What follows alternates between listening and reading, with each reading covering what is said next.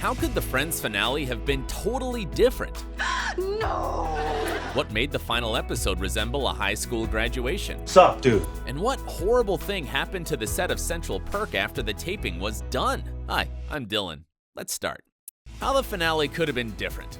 We're so used to seeing all the 6 main characters all the time in the show that it's impossible to imagine even a single episode without one of them.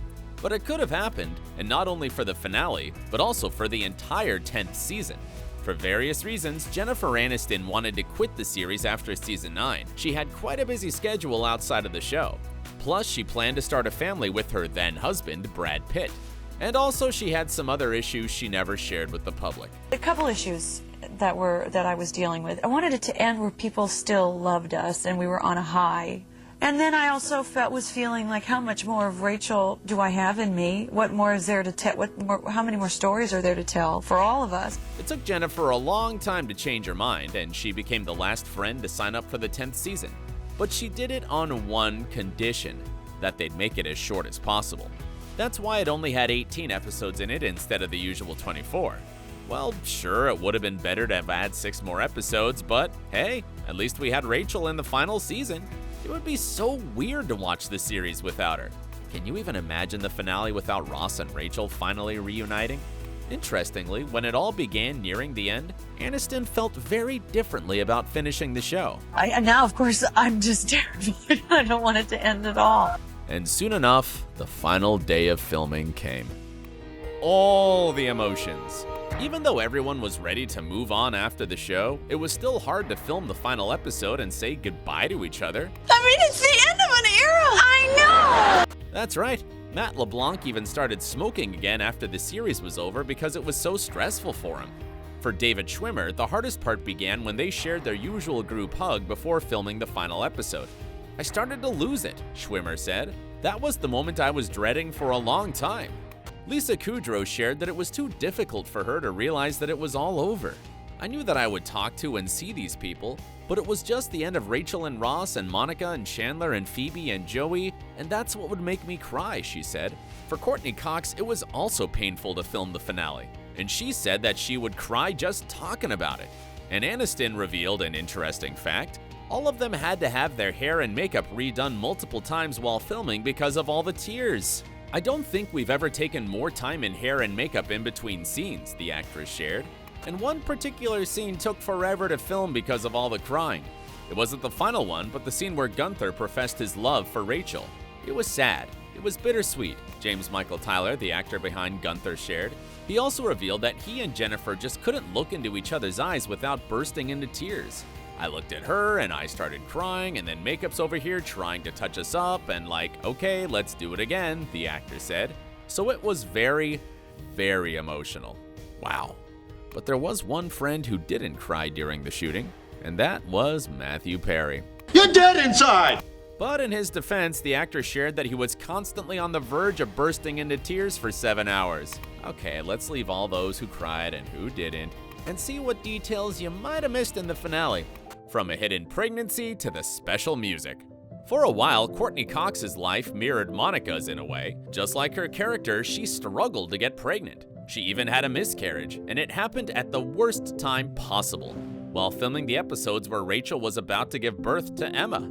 So you can only guess how hard it was for Courteney to come to the set every day and keep being funny. But during the final season, she was pregnant once again.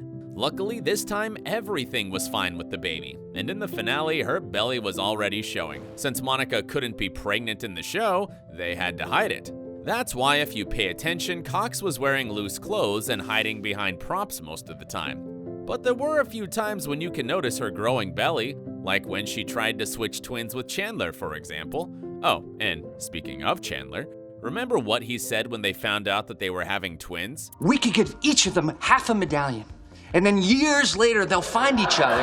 That was a reference to a movie that was very popular back then. I'm talking about Lindsay Lohan's first big role, The Parent Trap. That's exactly what happened there. If you haven't seen the film, give it a watch. It's fantastic. And now let's proceed to the best Ross and Rachel moment from the finale. Of course, I'm talking about their kiss at the end. When Rachel got off the plane and came to Ross's apartment, have you noticed that when they reunited, the same music played as when they kissed for the first time in the second season's episode, the one where Ross finds out? Looks like Ross and Rachel had a song that they could call theirs. And there was one more fascinating detail in the final episode, but we'll get back to it a bit later. Meanwhile, let's see how the cast managed to say goodbye to each other. High school graduation for the gang. Sure, no one wore caps or gowns, but the whole thing really resembled a graduation party. The crew made Friends yearbooks and gave them out to all the cast members before filming the final episode, and everyone was signing them in between takes. They also had a party to wrap up the filming. Well, actually, 3 of them. The first party took place before the shooting at Jennifer Aniston and Brad Pitt's home. The second one was also before the final taping, and this time the cast hung out at one of their favorite places in West Hollywood. And the third and last party was arranged after the filming, and it was a big one. The Rembrandts were there, and they obviously played the show's iconic theme song, I'll Be There For You. But the coolest thing that happened was the cast reenacted the first scene from the pilot episode. Yes, the one where Rachel ran away from her wedding and joined the gang to become their friend. Too bad this small show wasn't filmed, because fans of the series would really love to see how they did it. And we can only imagine how nostalgic everyone was at that moment. Nobody knew they were going to do it, and it blew everyone away, the Friends writer David Crane said about the cast's epic tribute. Other memorable things from the party were smelly cat and ugly naked guy cocktails. And again, we never got to find out what was in these cocktails and what the ugly naked guy one looked like. But remember that it was the before Instagram era when people didn't share that many pictures online. The last 2 people to leave the party were Matt LeBlanc and Jennifer Aniston. As Matt later shared, they stayed there quite late. It turned into the best party in town.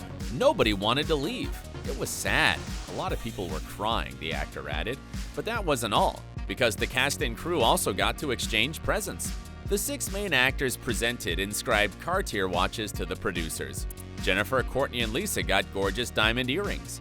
And the 2 Matts and David received cufflinks from their bosses. Something to remember it all by, right? Now let's get back to the day of filming the finale and see what hideous thing happened on the set of the last one. Central Perk is no more. Do you know what happened to the famous coffee house set after its last scene was filmed? No, it didn't become a museum or anything like that. Quite the opposite. It was broken down completely. I know, it's unbelievable, but the crew actually had a good reason to do it. That space was needed to build an airport set and film Rachel boarding her plane to Paris. Yeah, you would never guess that it was the same place that hosted the famous orange couch that, thankfully, went into storage instead of being torn to pieces. It must have been so hard to destroy the beloved set. I mean, couldn't they have found another place for the airport? But one good thing came out of it. Everyone from the cast and crew got a chunk of the street outside Central Perk as a keepsake. And actually, when you think about it now, the final detail we're going to share in this video starts making so much more sense. Chandler's last joke. Remember the final line of the show? Rachel asks if the guys want to have a cup of coffee, and Chandler says, Sure. Where?